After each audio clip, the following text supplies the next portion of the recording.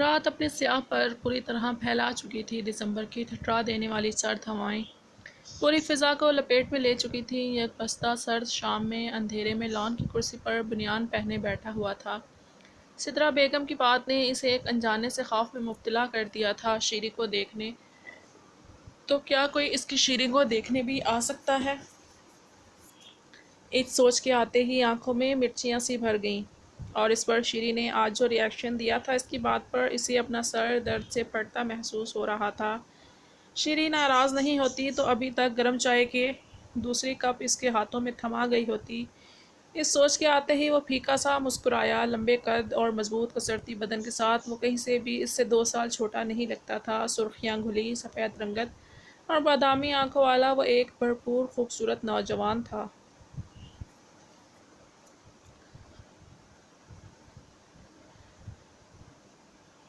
نازک منموہنی سی صورت والی لڑکی اس کے دل کی دھڑکنوں میں دھڑکنے لگی تھی۔ بچپن ہی سے سدرا بیگم کی طرح اسے بھی اپنا خیال رکھتے دیکھتا آیا تھا۔ خود سے بے پرواہ، ہر کسی کی فکر میں گھلنے والی وہ معصوم سی لڑکی کب اس کی رگوں میں خون کی طرح گردش کرنے لگی اسے پتہ ہی نہ چلا۔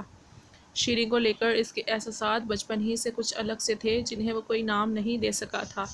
اس کا چھوٹی چھوٹی چیزوں کا خیال رکھنا اسے اچھا لگتا تھا۔ گھر واپس آنے پر جب وہ مسکراتی ہوئی اسے پانی کا گلاس تھماتی تھی تو تمام دن کی تھکان جیسے کہیں دور جا سوتی تھی۔ وہ سوچوں میں گم ان پلوں کو پھر سے جیتا مسکرا اٹھا۔ زوار! اس کی مدھر سی آواز پر اس نے جھٹ آنکھیں کھولیں۔ سامنے ہی وہ دشمن جان ٹرے میں پانی کے گلاس اور چائے کے ساتھ سر درد کی گولی رکھے کھڑی تھی۔ اسے یوں اپنے سامنے کھڑے دیکھ کر گھنی مونچھوں تلے لب مسکرا اٹھے تھے۔ کہیں شیری!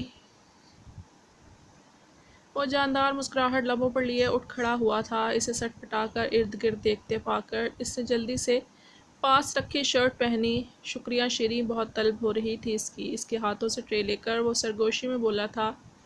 وہ اچھی طرح جانتا تھا اپنی حساس طبیعت کے ہاتھوں مجبور ہو کر وہ عنایت کر گئی ہے۔ آج آپ میرے ساتھ نہیں پئیں گی شیری؟ وہ جانے کیا کرنے کی کوشش کر رہا تھا۔ شیری نے غصے بھری ایک نظر اس پر ڈالی اور اب بھی بولی کچھ نہیں تھی۔ ٹھنڈ ہو رہی ہے باہر، اندر جا کر سو جاؤ، ویسے ہی تمہارا دماغ ٹھیک کام نہیں کر رہا۔ وہ طنزیہ لہجے میں کہتی، شال کو اپنے ارد گرد ٹھیک طرح سے لپیٹتی اندر کی جانب بڑھ گئی تھی۔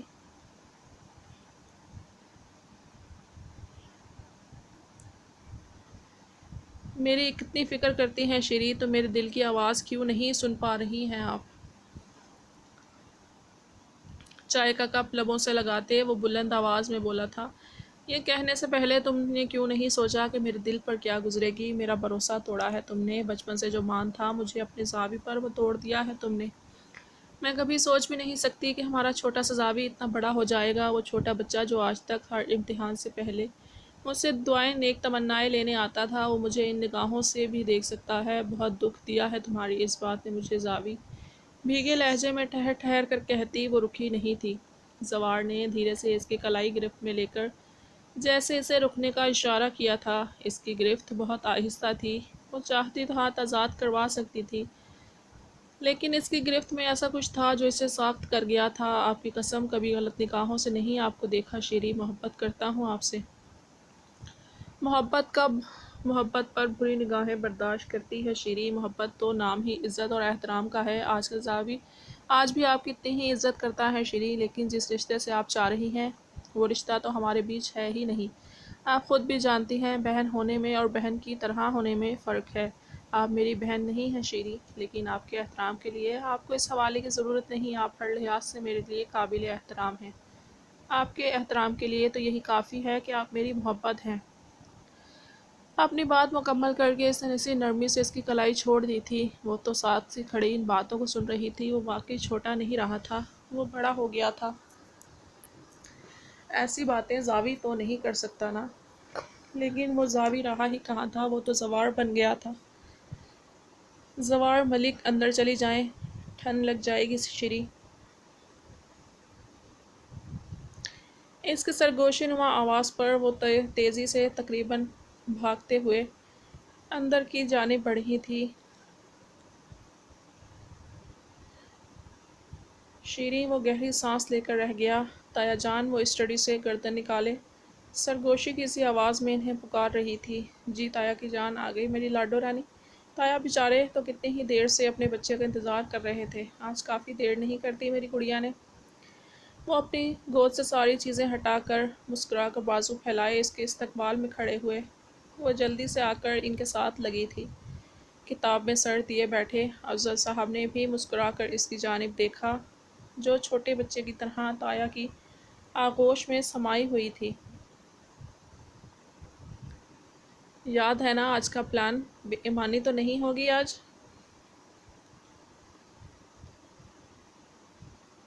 وہ ان کے کانوں میں گھسی سرگوشی کی سی آواز میں بول رہی تھی۔ بالکل بھی نہیں۔ یاد ہے، آپ بتائیں کون سی مووی لائی ہیں ساتھ بیٹھ کر دیکھنے کے لیے؟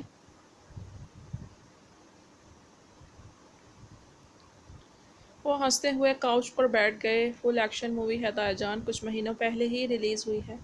وہ ان کے ساتھ بیٹھی کشن رکھ کر اس پر لیپ ٹاپ رکھ رہی تھی۔ وہ پوری دلچسپی سے لیپ ٹاپ کی جانب دیکھ رہے تھے۔ افضل صاحب بھی کتاب بند کر کے اس کی دوسری سائڈ آ بیٹھے۔ ایکشن مووی ہی دیکھتی ہے میری گڑیا، کچھ اور بھی دیکھا کریں بیلا۔ اس کی ہلتی پونی کو ہلکے سے چھو کر وہ مسکرا کر بولے۔ ہر ویکینڈ وہ اطہر ملک کے ساتھ مووی دیکھتی تھی اور پھر وہ دونوں پورے ہفتے اس مووی کو ڈسکس کرتے تھے۔ ارے بابا، دیکھنے والی چیز یہی ہوتی ہے یار، وہ مزے سے کہتی۔ اب افضل صاحب کی گود میں سر رکھ کر لیٹ چکی تھی۔ وہ ہنس کے اسے دیکھنے لگے جو لیس کے پیکٹ سے چپس کھاتی مزے سے اطہر ملک کے ساتھ ایک ایک کریکٹر کو ڈسکس کرتی مووی دیکھ رہی تھی۔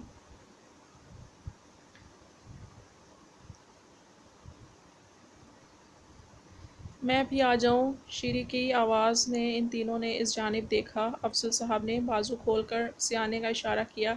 وہ آہستہ سے ان کے قریب آئی، خود افضل صاحب کے دوسرے بازو کے حلقے میں لیٹ گئیں۔ میری شہزادیاں، وہ کھل کر مسکرائے تھے۔ بیلا کے مقابلے میں شیری خود بہت کم ہی ان کے قریب آتی تھی۔ مما سو گئیں آپ کی؟ شیری کے بالوں کو چوم کر انہوں نے نرمی سے سوال کیا۔ نہیں، کہہ رہی تھی کچھ دیر تک سو جاؤں گی، مجھے نیند نہیں آ رہی۔ وہ سدرا بیگم کے ساتھ اپنی وجہ بھی بتا چکی تھی۔ شیری میری گڑیا پریشان ہے کیا؟ وہ فوراً ہی اس کی پریشانی بھانپ گئے تھے۔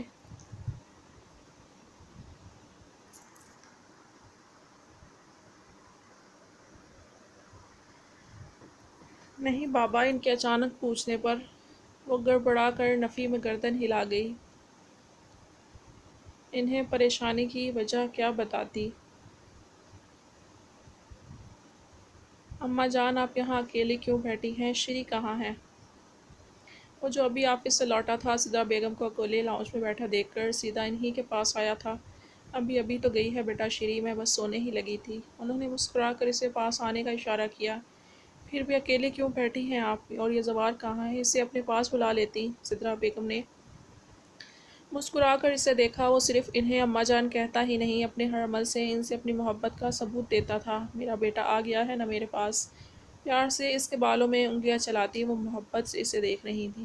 گندمی رنگت اور اوپر سے کالی آنکھیں، سلیقے سے اوپری جانب سیٹ کیے کالے گھنے بال، وہ مضبوط جسامت اور رعبدار شخصیت کا مالک تھا۔ ہمیشہ کی طرح جھکی نظریں اور محبت اور احترام سے بھرا لہجہ، اس نے اور زوار نے کبھی انہیں بیٹے کی کمی محسوس نہیں ہونے دی تھی۔ تھکے ہوئے لگ رہے ہو، فریش ہو کر آؤ، کھانا گرم کرتی ہوں، میں اپنے بیٹے کے لیے، ہلکی سی مسکان کے ساتھ کہتی۔ وہ اٹھ کھڑی ہوئیں۔ کچھ دیر بعد وہ کالی شلوار قمیض میں ملبوس، شال کندھوں پر ڈالے، فریش سا ٹیبل پر آیا تھا۔ پہلا نوالا اس نے ہمیشہ کی طرح ان کی جانب بڑھایا۔ وہ مسکرا کر اس کے ہاتھ سے نوالا لے کر کھانے لگی۔ آپ بیٹھیں، میں چائے بناتا ہوں اپنی اماں جان کے لیے۔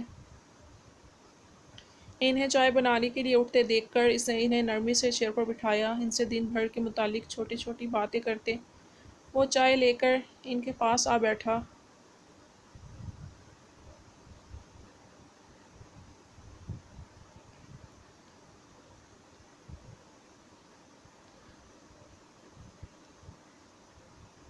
اماں جان، ایک بات کہنا چاہتا تھا۔ کچھ سوچ کر اس نے ان کی جانب دیکھا۔ کہو میرے بچے، تمہیں اجازت کی کیا ضرورت؟ اماں جان، ہم بیلا کو نرمی سے بھی ہینڈل کر سکتے ہیں نا، مطلب پیار محبت سے، کچھ ان کی باتیں سن کر، کچھ اپنی سمجھا کر۔ وہ باغور ان کی جانب دیکھتا ٹھہر ٹھہر کر الفاظ ادا کر رہا تھا۔ ہم نے کب سختی کی اس کے ساتھ ابراہیم؟ ان کا موڈ یکلت بدل گیا تھا۔ ابراہیم نے الجھ کر انہیں دیکھا۔ بچپن سے آج تک ایک چیز جو اس نے شدت سے محسوس کی تھی وہ اماں جان کی بیلا سے دوری تھی۔ اسے اس بات کا اچھی طرح احساس تھا کہ بہت سے معاملوں میں سدرا بیگم بیلا سے زیادتی کر جاتی ہیں، لیکن وہ وجہ جاننے سے قاصر تھا۔ اس سوچ سے جو ہمدردی دل میں بیلا کے لیے آتی تھی وہ اگلے ہی لمحے بیلا اپنی خودسری سے ختم کر دیتی۔ ہنسی کی تیز آواز پر وہ سوچوں سے نکلا تو سدرا بیگم کو ٹیبل پر موجود نہ پا کر گہری سانس لے کر رہ گیا۔